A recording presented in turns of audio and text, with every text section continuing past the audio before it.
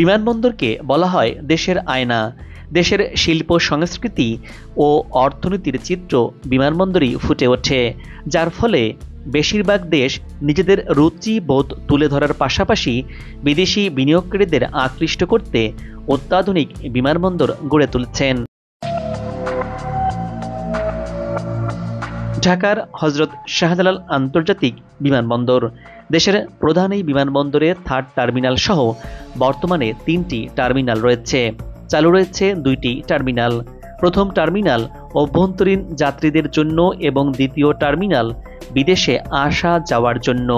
শাহজালাল বিমানবন্দরে 2টি টার্মিনাল ব্যবহার করে প্রতিদিন রাষ্ট্রীয় পতাকাবাহী বিমান সহ সরকারি বেসরকারি বিভিন্ন দেশের 37টি বিমান কোম্পানির বিমান চলাচল করে।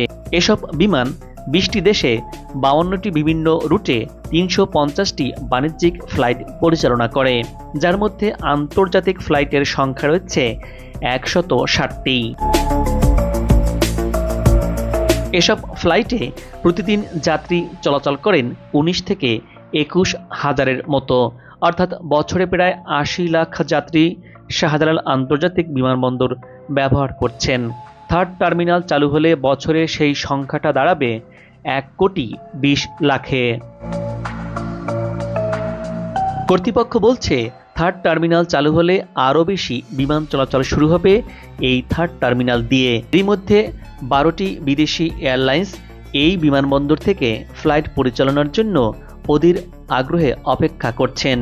এর মধ্যে অনুমতি পেয়েছে পাকিস্তানের ফ্লাইট জিন্না।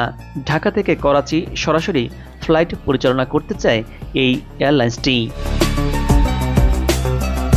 দেশের স্বপ্নের মেগা প্রজেক্টের মধ্যে থার্ড টার্মিনাল নিঃসন্দেহে একটি ইউনিক প্রকল্প, যেটি এখন পুরোপুরি চালুর অপেক্ষায় রয়েছে।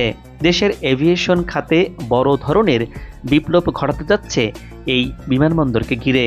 এই বন্দরের থার্ড টার্মিনাল দিয়ে দেশের এভিয়েশন খাত বিশ্বমানে পরিণত হওয়ার পথে এগিয়ে গেছে।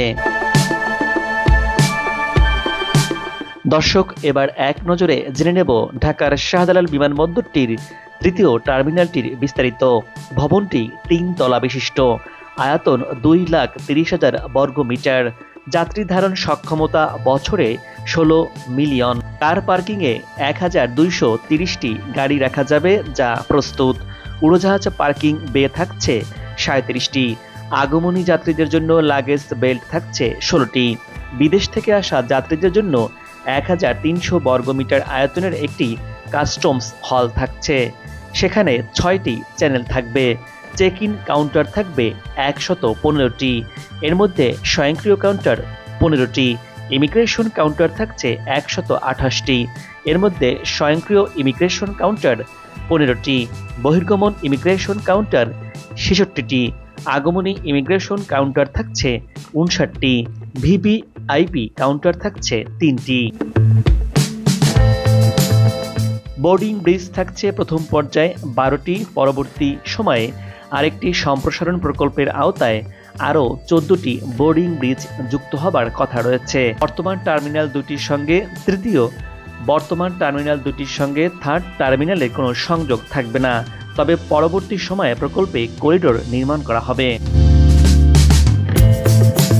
নতুন টার্মিনালে ট্রানজিট যাত্রীদের জন্য একটি বড় লাউঞ্জ রয়েছে, যা বছরে 40 লাখ যাত্রীকে সেবা দিবে। ভিআইপিদের সেবা দেওয়ার জন্য রয়েছে 3650 বর্গমিটার এলাকা। টার্মিনালটি পুরোপুরি চালু হলে যাত্রীদের নির্বিঘ্নে বিমানবন্দরে আসা যাওয়ার জন্য হাজি ক্যাম্প থেকে উত্তরা পর্যন্ত থাকছে পাতাল রেল। এছাড়া airlines lounge, day room, movie lounge, শিশুদের জন্য প্লে জোন এবং ফুড কোর্ট যাত্রীদের স্বাচ্ছন্দ্য এনে দেবে। দর্শক, থার্ড টার্মিনালের পরিচালনা শুরু থেকেই একটি জাপানি প্রতিষ্ঠানের সঙ্গে আলোচনা চলছিল। অবশেষে জাপানের 2টি সরকারি আর 4টি বেসরকারি প্রতিষ্ঠানের সমন্বয়ে গঠিত একটি বিশেষায়িত কোম্পানি 15 বছরের জন্য নবনির্মিত টার্মিনালটির পরিচালনা ও রক্ষণাবেক্ষণের দায়িত্ব পাচ্ছে। দেশটির কনসোর্টিয়ামের সঙ্গে 1 মাসের মধ্যে এ সম্পর্কিত চূড়ান্ত চুক্তি স্বাক্ষর হবে বলে আশা করছেন বাংলাদেশ বেসামরিক বিমান চলাচল কর্তৃপক্ষ বেবিচক। বেবিচক সূত্রে জানা গেছে, জাপানি কনসোর্টিয়ামের নেতৃত্বে থাকবে দেশটির বেসরকারি খাতের প্রতিষ্ঠান সুমিতোমো কর্পোরেশন। 4টি বেসরকারি প্রতিষ্ঠানের পাশাপাশি একই কনসোর্টিয়ামের অংশীদার জাপানের ministry of land, infrastructure, transport and tourism ও জাপান আন্তর্জাতিক সহযোগী সংস্থা জাইকা। সরকারি বেসরকারি অংশীদারত্ব পিপিপি মডেলে বিশেষ এ কোম্পানির সঙ্গে চুক্তি করবে বাংলাদেশ। থার্ড টার্মিনালের গ্রাউন্ড হ্যান্ডলিংয়ের দায়িত্ব এরই মধ্যে বিমান বাংলাদেশ এয়ারলাইন্সকে দেওয়ার নীতিগত সিদ্ধান্ত নিয়েছে সরকার। বিমান অবশ্য সে কাজটি করবে জাপানি কনসোর্টিয়ামের অধীনে। বেবিচক সূত্র বলছে, থার্ড টার্মিনাল থেকে 2 ধরনের আয় হবে। অ্যারোনটিক্যাল আয়ের মধ্যে এম্বার্কেশন ফি ও বোর্ডিং ব্রিজের চার্জ আদায় করবে জাপানি কনসোর্টিয়াম, আর নন অ্যারোনটিক্যাল আয়ের মধ্যে বিমানবন্দরের সার্বিক বাণিজ্যিক কার্যক্রমের পুরোটাই থাকবে তাদের হাতে। এসব আয় দিয়েই টার্মিনালের যাবতীয় রক্ষণাবেক্ষণের কাজ করা হবে। এরপর যে অর্থ উদ্ধৃত থাকবে তার একটি অংশ পাবে পরিচালনার দায়িত্বে থাকা জাপানি কনসোর্টিয়াম, আরেকটি অংশ পাবে বাংলাদেশ সরকার। চুক্তির খসড়া এরই মধ্যে চূড়ান্ত হয়েছে বলে নিশ্চিত করেছেন বেবিচকের কর্মকর্তারা। তারা জানিয়েছেন, জাপানি কনসোর্টিয়ামকে খসড়া চুক্তির জন্য রিকোয়েস্ট ফর প্রপোজাল পাঠানো হয়েছে। পিপিপি আইন অনুযায়ী এটা পাওয়ার পর তারা সর্বোচ্চ 42 দিন সময় নিতে পারে। যদিও বেবিচক কর্মকর্তাদের প্রত্যাশা 1 মাসের মধ্যেই চুক্তি সম্পাদন হয়ে যাবে। চুক্তির পরপরই অবশ্য টার্মিনালে কার্যক্রম শুরু করতে পারবে না অপারেটর প্রতিষ্ঠান। প্রয়োজনীয় প্রস্তুতি শেষ করে টার্মিনালের বাণিজ্যিক কার্যক্রম শুরু করতে তাদের 6 থেকে 8 মাসের মতো সময় লাগতে পারে বলে বেবিচক সূত্রে জানা গেছে। দর্শক, থার্ড টার্মিনালের গ্রাউন্ড হ্যান্ডলিংয়ের দায়িত্ব পেয়েছে বিমান বাংলাদেশ এয়ারলাইন্স, তবে সেটা শর্ত সাপেক্ষে 2 বছরের জন্য। বেবিচক এর আগে বলেছিল চলতি মার্চ মাসেই এই টার্মিনালটির পুরো কাজ শেষ হয়ে যাবে, আর এই টার্মিনালটি দিয়ে পুরোদস্তুর ফ্লাইট চলবে চলতি বছরের নভেম্বর মাস থেকে।